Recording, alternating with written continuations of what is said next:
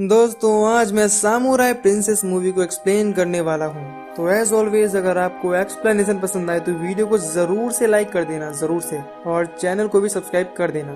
सो बिना किसी देरी के now let's explain this movie. कहानी की शुरुआत में तलवार लिए हुए एक लड़की को दिखाया जाता है जिसके सामने एक हंटर खड़ा है और लड़की ने उसके एक साथी को मार दिया है। इसके बाद हंटर लड़की पर अटैक करने जाता है लेकिन लड़की एक झटके में ही उसकी बॉडी के हर एक अंग को काट कर मार देती है और कटे हुए अंग कुछ दूर जाकर खोलते हुए पानी में गिरते हैं। फिर उसी जंगल में दो और हंटर को दिखाया जाता है। जब वो मीट को खाते तो मीट इनको बहुत अच्छा लगता है। तभी लड़की वहाँ आती है और उनको बताती है कि वो मीट उनके साथियों का था। उसी समय खोलते हुए पानी से आंख और ब्रेन ऊपर आ जाता है। इसे देख दोनों हंटर घबरा जाते हैं। इसके बाद हंटर लड़की पर अटैक करने जाते हैं। फिर हम देखते हैं कि वो लड़की बिल्कुल एक मशीन के जैसे घूमती है और उनको बहुत मारती है। ये देख एक हंटर तुरंत वहाँ से भाग जाता है लेकिन दूसरा हंटर वहीं पर फंस गया होता है। फिर लड़की उसे दो सीरियल किलर रूरी और रेंजियो की फोटो दिखाती है और उनके बारे में पूछती है लेकिन हंटर कुछ भी बताने से मना कर देता है। तब लड़की उसके ब्रेन को बाहर निकाल कर खुद से कनेक्ट कर लेती है और उसकी मेमोरी को चेक करने लगती है। फिर लड़की को उसमें से फ्लैशेस दिखाई देते हैं। इसमें हंटर और उसके साथी कुछ लड़कियों को रेप कर रहे होते हैं और वहाँ पर दोनों सीरियल किलर भी मौजूद होते हैं।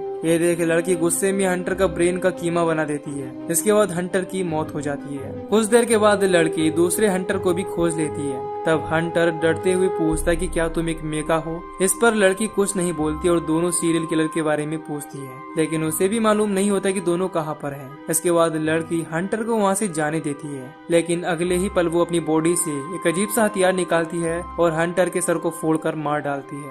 अगले सीन में रूरी और रेंजियो को जंगल में मेक आउट करते हुए दिखाया जाता है। तभी उनको पकड़ने के लिए एक हंटर का ग्रुप आ जाता है क्योंकि वो दोनों मेका होते हैं और ये चीज इलीगल है। असल में मेका उसे कहा जाता है जिसने अपनी बॉडी में मैकेनिकल और खतरनाक हथियार को इंस्टॉल कर लिया है। जब दोनों खुद को सरेंडर नहीं करते हैं तब हंटर का ग्रुप उन पर अटैक कर देता है लेकिन वो बहुत पावरफुल होते हैं। रूरी एक पंच में ही हंटर के कंकाल को उसकी बॉडी से बाहर कर देता है। वहीं रेंजो के पैर में एक तेज धार वाला सीजर होता है जिसकी मदद से वो हंटर के मुंह को फाड़ कर मार देती है। इसके अलावा रूरी के पैर में चैन सो का भी एक सिस्टम होता है जिसकी पावर से वो हंटर के टुकड़े टुकड़े कर देता है। अगले सीन में एक नन को दिखाया जाता है जो बुद्धा को याद कर रही होती है। उसी समय वहाँ गेको नाम का हंटर आ जाता है और पूछता है ये तुम यहाँ क्या कर रही हो। तब नन बताती कि मैं मेका गर्ल के आने का इंतजार कर रही हूँ। तब गेको कंफ्यूज होकर पूछता कि मेका गर्ल कौन है। फिर उसी समय हम लड़की को देखते हैं। वो एक नदी किनारे बैठकर अपनी बहनों की फोटो देखती है और उनकी यादों में खो जाती है। एक दिन वो अपनी 10 बहनों के साथ किनारे पर एंजॉय कर रही थी। उसी समय वहाँ पर 3 हंटर आ जाते हैं और सभी लड़कियों का बेरहमी के साथ रेप करने लगते हैं लेकिन लड़की और उसकी एक बहन किसी तरह वहाँ से भाग जाती हैं। दोनों भागते हुए एक चट्टान के पास रुकती हैं। तभी उनकी नजर वहाँ पड़ी डेड बॉडी के टुकड़ों पर जाती है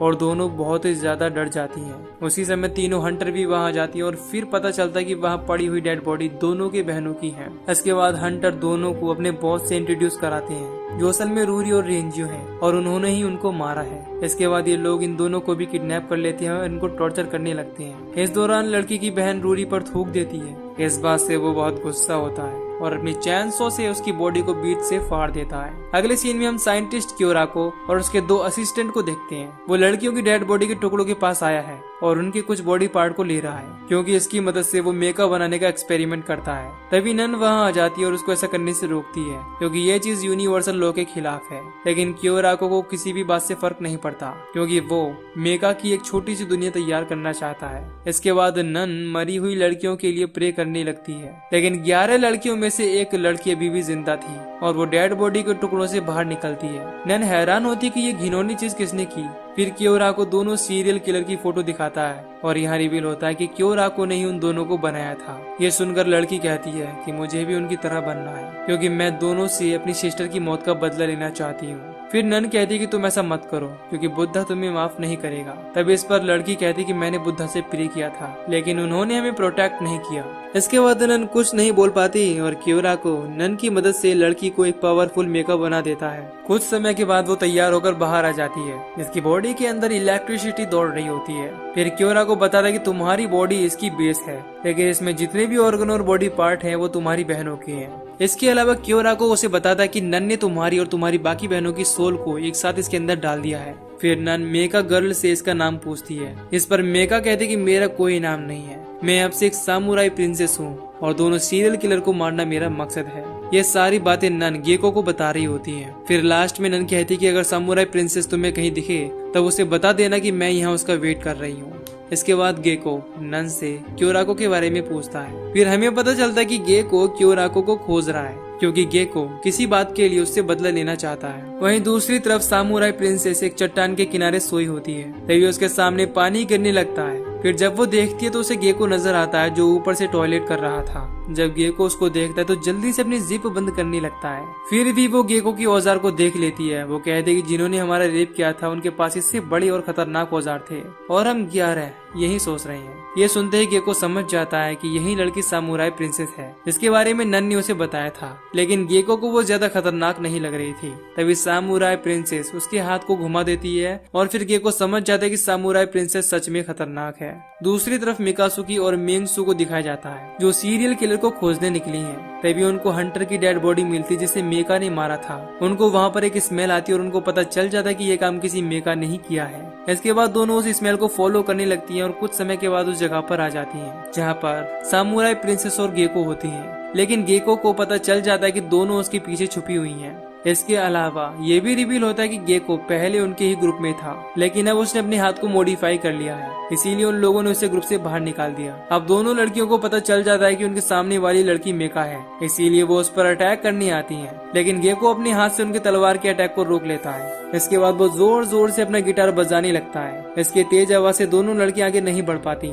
इसके बाद सामुराई प्रिंसेस और गेको वहाँ से भाग जाते हैं, लेकिन तभी सामुराई प्रिंसेस का सिस्टम हिट हो जाता है और अब उसे परेशानी होने लगती है। इसके बाद गेको उसे किसी जगह पर ले जाता है और सामुराई प्रिंसेस वहाँ पर रेस्ट करने लगती है। कुछ देर बाद सामुराई प्रिंसेस गेको को अपने बिल्कुल नजदीक देखती है। तब सामुराई प्रिंसेस गेको को दूर रहने के लिए बोलती है। वो उसे बताती है कि मैं तुम्हें कुछ भी नहीं दे सकती। इसके बाद वो उसे अपनी बॉडी भी दिखाती है, लेकिन तभी गेको नोटिस करता है कि उसकी अपनी बॉडी असली है। इसके बाद गेको उसके करीब आता है और दोनों इंटीमेट होते हैं, लेकिन फिर सामुराई प्रिंसेस की नींद खुल जाती है और उसे पता चलता है कि ये सब केवल उसका एक सपना था।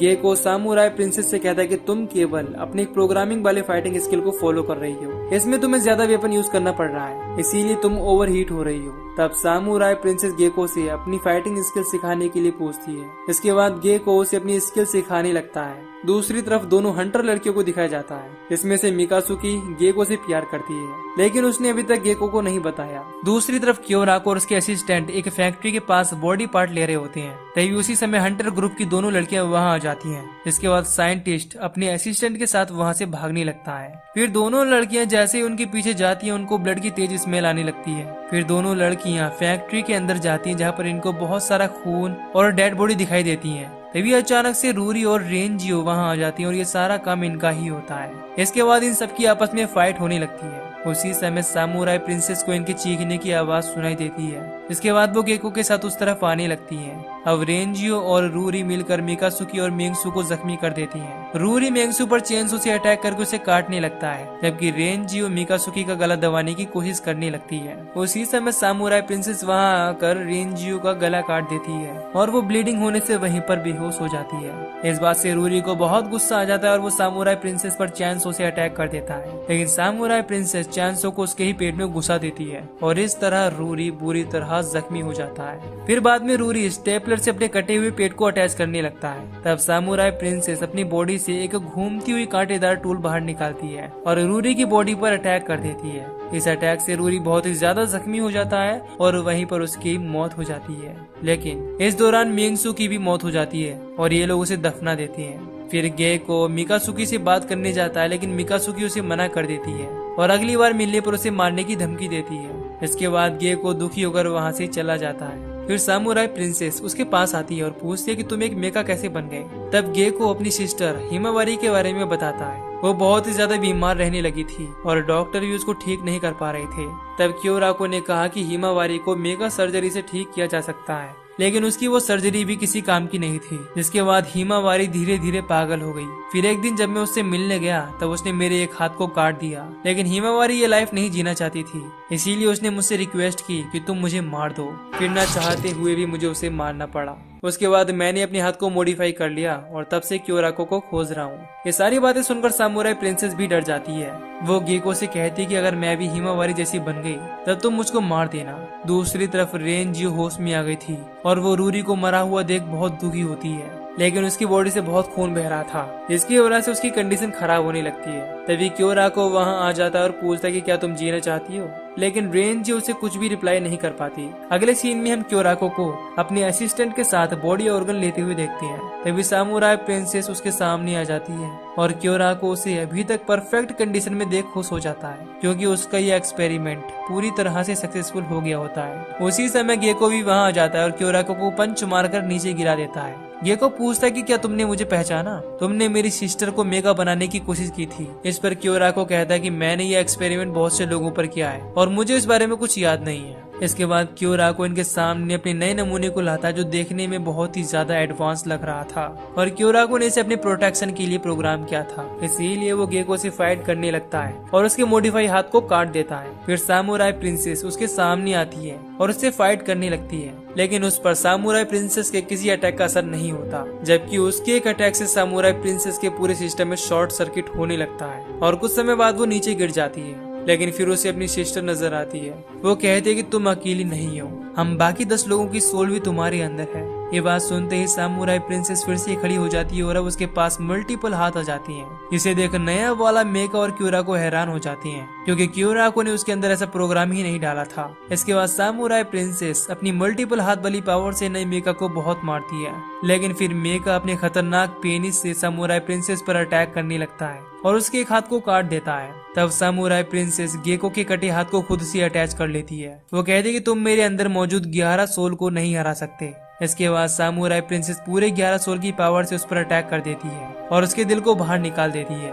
ये देख क्योराको और उसकी असिस्टेंट भागने लगती हैं, लेकिन गेको उनको घेर लेता है और अपने गिटार को क्योराको के पेट के आर पार घुसा देता है। इसके बाद गेको अपनी गिटार को जोर जोर से बजाने लगता है और उसकी आवाज से क्योराको का सिस्टम ब्लास्ट हो जाता है। इसके बाद क्योराको पूरी तरह खत्म हो जाता है। तभी क्योराको के दोनों असिस्टेंट भागने की कोशिश करते हैं, लेकिन गेको उन दोनों को भी मार देता है। अब गेको की बॉडी से भी बहुत ही ज्यादा खून बाहर निकल गया था, इसीलिए वो नीचे गिर जाता है। अब गेको मरने वाला होता है, फिर भी वो इस बात से खुश होता है कि मरने के बाद वो अपनी सिस्टर से मिल पाएगा। दूसरी तरफ सामुराई प्रिंसेस नए वाले मेका के दिल को डिस्ट्रॉय करके उसे मार देती है। इसके बाद नन उसके अंदर मौजूद सभी सोल को प्योरीफाई कर देती है और उनको स्वर्ग में भेजने वाली होती है। तभी मिकासुकी उसे मारने अपने ग्रुप के साथ आ जाती है, लेकिन सामुराई प्रिंसेस को इस बात से कोई टेंशन नहीं होती और मिकासुकी के लोग उस पर फायरिंग करने लगते हैं। इसके दौरान स्क्रीन पूरी तरह से व्हाइट हो जाती है और इसी के साथ ही मूवी भी यहीं पर खत्म हो जाती है। तो दोस्तों, अगर आपको इस मूवी की एक्सप्लेनेशन पसंद आई हो तो वीडियो को लाइक और चैनल को सब्सक्राइब कर दीजिए। बाकी मैं मिलूंगा आपसे न्यू वीडियो में। Till then take care, love you, bye bye.